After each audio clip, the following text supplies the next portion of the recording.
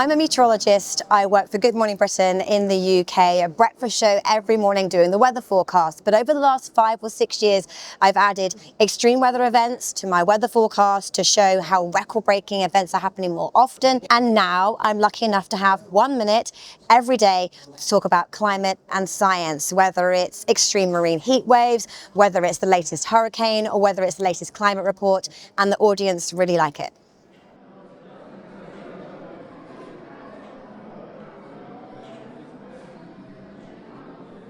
So the UK is surrounded by water, and we have two main problems. One, that the oceans are warming. We've just come out of one of the record-breaking marine heat wave. I talked about that on air and the impact it has on marine life, the impact it has on algae and why we should care, but also sea level rise. So if ever I do an item, I look at projections and I say, if we warm by this much, these coastlines would be effective, but if we can limit our warming, then here's how much of our coastline we can protect. So showing people what if.